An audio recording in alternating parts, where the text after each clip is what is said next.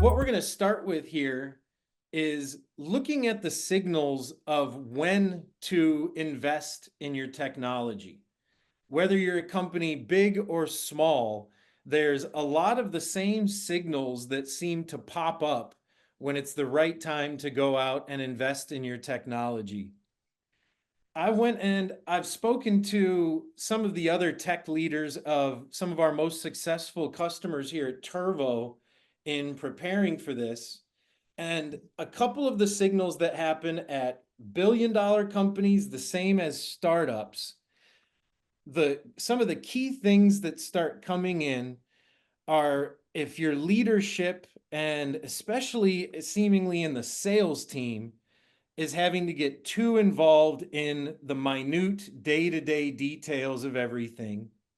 And Rick, I stole a line from you that you said, if I have to hire more people to make more money, whether you're big or small or anywhere in between, those are a lot of the big signs that it might mean that it's time for you to go out and look at making an investment into technology, big or small. So, Rick, what are some of those things that you look for where you think that you need to invest or build or buy a new solution? Well, I just think it just won't scale. If you have 5 reps and they're doing 5 shipments a day and you're doing 25, you want to get to 100. You can keep adding reps, but at some point, this going to have diminishing returns. So I think you use technology as a complement. We'll never get rid of relationships. We'll never get rid of the personal touch that customers need to have with their vendors, or we need to have with carriers. But you just cannot continue to scale and grow and grow and grow. There's probably some point where I guess you can make a decision. This is where we're happy to be, and we're not going to invest in tech, but this is as much as we can do. But I'm going to try to save some of this for later. But what you want to do is give your salespeople the confidence they need to go in and get more business. And I think the way to make that scalable is to invest more in technology. That's great. And I think that the market conditions are something that is kind of the go-to topic for meetings like this these days, talking about how broadly we're in one of the most difficult freight markets, whether you're a shipper, a broker, or a 3PL, that a lot of us have ever dealt with. And when the market's up, when we're in times like COVID, where there's tons of money flowing into transportation and logistics, and companies have that signal coming in of, man, I'm missing opportunities. I need to hire more people. I can't even handle the amount of volume coming my way. That's a clear signal. Where it gets a little bit more strategic, and an interesting topic that's come up with a lot of the tech leaders that I've talked to is, in a lot of cases, when times are tough, when business is tough, leadership in a company kind of tends to flip the switch and just shut down and say, we're not taking on any more costs. We're not making any more investments into technology. Now, that's not true across the board. We certainly see a lot of companies out there that see a downturn or a slowdown as the opportunity to go and fix things, but they sure seem to be the exception.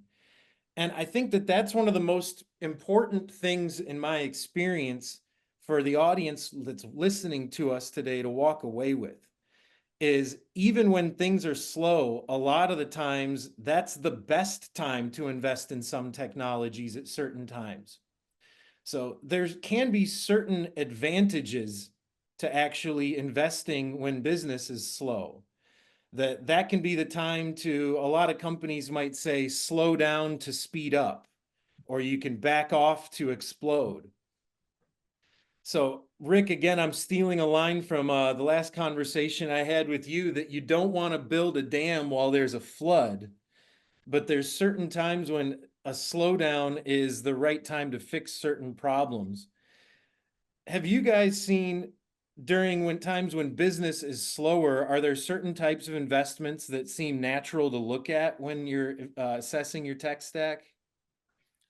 Um, I think there's a couple ways to sort of look at this. I think there is sort of the concept of slowing down to go fast when the market turns. I think we also use this a little bit in the sort of like, once you get a tech environment or you get a tech team, there's a lot of asks. There's a lot of things people want to get done.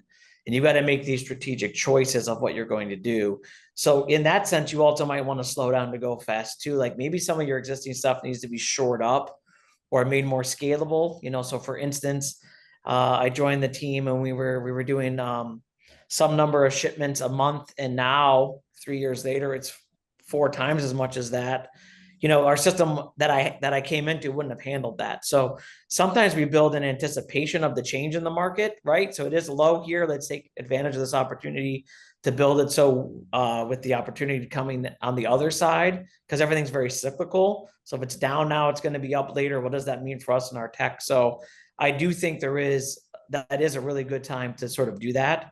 I also at a larger sense, I think it's a good time to at any time to really talk to your leader. I see a note later on, but as a strategic partner, talk to your IT team about where do they think the biggest bang for the buck is to help the business too. Sometimes we're sort of led by business partners, but we're also critical on deciding maybe what's the right choice to make and when.